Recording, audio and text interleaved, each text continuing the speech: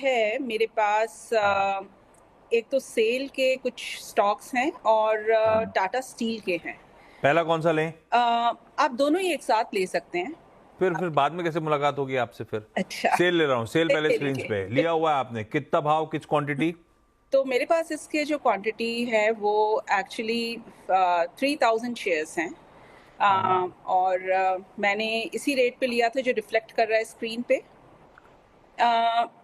मैं ये जानना चाहती हूँ कि फंडामेंटली ये दोनों ही बहुत स्ट्रॉन्ग स्टॉक्स हैं। आप देखिए कि इतना डेवलपमेंट हो रहा है गुड़गांव में, मैं जहाँ रह रही हूँ, इतना इंफ्रास्ट्रक्चरल डेवलपमेंट हो रहा है, तो स्टील तो बहुत ही इम्पोर्टेंट है, कमोडिटी है। या डेफिनेटली। सो ये जो स्टॉक्स हैं ये इतना अंडर परफॉर्म क्यों कर रहे हैं? मतलब बहुत ज़्यादा मोमेंटम देखने के लिए नहीं मिल रहा है। तो बात सही है।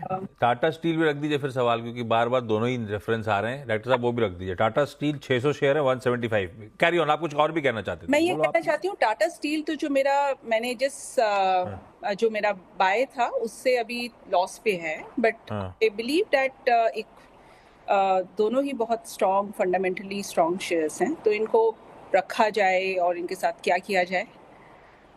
पता है, गुरुकुल में ही छोटा सा ही पार्ट था, लेकिन एक चर्चा में आए थे सिक्लिकल स्टॉक्स। यस, ये मेटल्स वही है। ये मेटल्स, और मेटल्स के साथ एक इशू है, मेटल्स के फंडामेंटल्स कितने भी अच्छे बुरे हों, ये जब साइकिल आती है तभी मेंढक उछकते हैं, अदरवाइज ठंडे पड़ जाता है मामला। साइकिल इनके फेवर में नहीं है ऑफ लेट, क्योंकि चाइना रिलेटेड ये ग्लोबल जो क्यूज है वो ज्यादा इंपॉर्टेंट मेटल्स के लिए, अदर देन कंपनीज के फंडामेंटल्स। तो कई बार बाकी कंपनी तो फंडामेंटल्स उठाता हो तो बाजार उसको भाव दे देता है, इंट्रिंसिक वैल्यू तक स्टॉक पहुंचते हैं। मेटल्स के साथ वो होता नहीं। मेटल्स के साथ जब तक साइकिल फेवर में ना हो तब तक इंडिविजुअली स्टॉक्स चल नहीं पाते। खैर, आज तो स्वाति ज्यादा बेहतर बताएंगे आपको। टाटा स्टील और सेल। स्वाति मैम, टाटा स्टील है 175 की खरीद, सेल है 116 की खरीद, क्या करा जाए?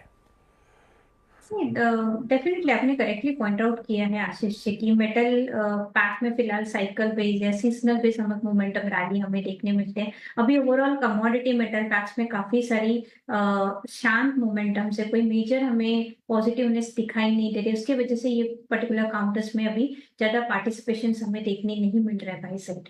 टेक्निकली अगर बात करूं तो सेल में मुझे लगता है कि सिंस अगर आप लंबा नजरिया रखते हो, एटलीस्ट 2 से 3 साल का होल्डिंग पीरियड, तो डेफिनेटली काउंटर, दोनों काउंटर्स होल्ड होने चाहिए। इफ अगर आप शॉर्ट टर्म के लिए देख रहे हो तो सेल में मैं कहूंगी एक बार प्रॉफिट बुक कीजिएगा, क्योंकि वापस आपके भाव के प्राइस में आपको बाइंग की अपॉर्चुनिटी मिल सकती है, तो आपका उतना चर्निंग हो जाएगा, you can earn the good amount of a profit. तो सेल में मेरी ये राय होगी कि आप हो सके तो प्रॉफिट बुक कीजिएगा। टाटा स्टील में कहूंगी कि होल्ड कीजिएगा।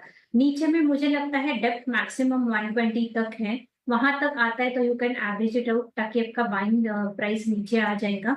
ओवरऑल सेटअप काफी स्ट्रॉन्ग है, कोई मेजर रिवर्सल मुझे टेक्निकल्स नजर आ रहे हैं मंथली चार्ट्स पे, तो आप होल्ड करना चाहिए। आई बिलीव इफ अगर आप रखते हो तो 2 से 3 साल के लिए, तो डेफिनेटली मोर देन 250 के टारगेट्स मुझे नजर आ रहे हैं, तो it's hold from my and on Tata steel.